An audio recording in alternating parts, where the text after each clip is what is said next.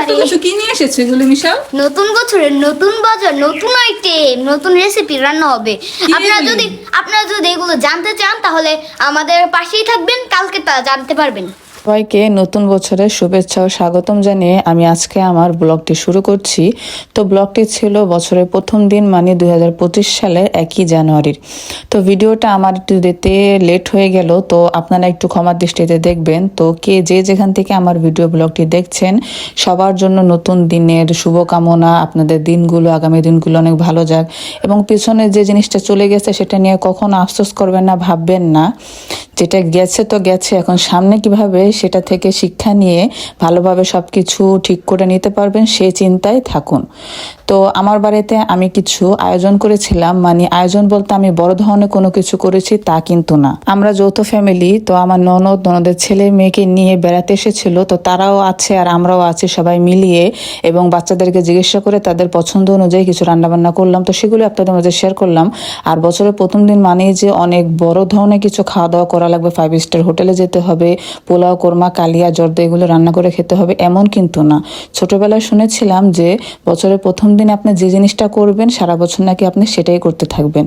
আসলে কোথায় গেল সেই শৈশব আর কৈশোর? আর এখন কিন্তু এসবের ধারে কাছেও নেই। মানে এখন আমাদের ছোট যারা আছে তাদের মুখে এই কথাগুলো শুনি, আর নিজের তখন সেই কথাগুলো অনেক মনে করি, অনেক মিস করি।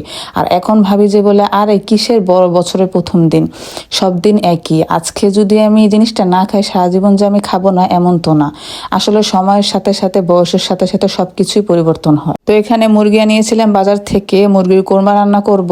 আমার বাড়ির বাচ্চাগুলো কোরমাটা অনেক পছন্দ করে, তাদের কাছে পছন্দের কথা জানতে গিয়ে পছন্দের প্রথম লিস্টের তালিকায় যে নামটা ছিল সেটা হচ্ছে মুরগির কোরমা।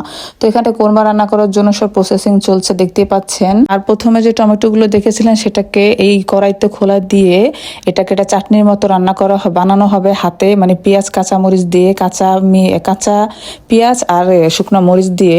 তো এটাকে আমরা চাটনি অথবা সালাদ যেটাই বলেন না কেন, এটা আমার শ্বশুরের বাড়িতে সবার খুব পছন্দ করে। আর এখানে এসে আমি খাবারটা খেয়েছি। আর যে কোনো আপনার মাছের ভাজি বলেন অথবা অন্য কোনো তরকারির সাথে কিন্তু চাটনিটা খুব যায়। তো এখানে যে মাছ ভাজিটা করা হয়েছে সেই মাছের সাথেই মূলত এই চাটনিটা খাওয়া হবে।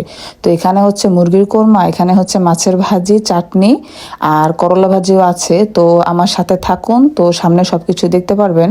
তো পোলট্রি মুরগি দিয়ে কিন্তু এই কোরমাটা রান্না হবে, যার কারণে আমি মুরগিটাকে একটু পানিতে দিয়ে পানিটা ফেলে নিয়েছি, কারণ একটা স্মেল থাকে কিন্তু পোলট্রি মুরগির মধ্যে সেই স্মেলটা যেন না আসে। আর যেহেতু এটা কোনো ভাজা হবে না, এটা এভাবে কষিয়ে রান্না করা হবে, এই জন্য প্রথমে একটু ফাঁপ দিয়ে পানিটা ফেলিয়ে এরপর আমি কোরমা সাধারণত যেভাবে রান্না করে সেভাবে রান্না করেছি।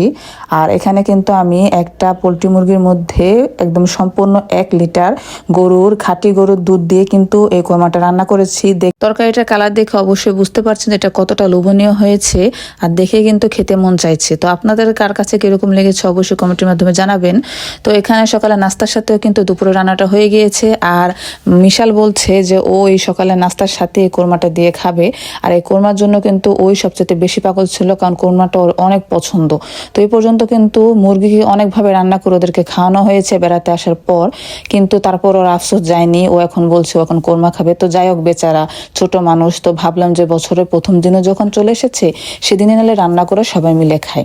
তো এদিকটায় আমি সবকিছু আবার আপনাদের মাঝে একটু শেয়ার করলাম, দেখালাম। এখানে কিন্তু সাদা ভাতও রান্না হয়েছে, আবার পোলাও ভাতও রান্না হয়েছে। তো সর্বশেষ আমি এই কথাই বলবো যে বছরের প্রথম দিন আমি মনে করি যেটা সেটাই আমি বলছি, কার কি মতামত আমার জানা নেই। মানে অনেকেই আছে হই হুল্লা, নাচ গান, বাদ্য বাজনা করে এই দিনটাকে উদযাপন করে।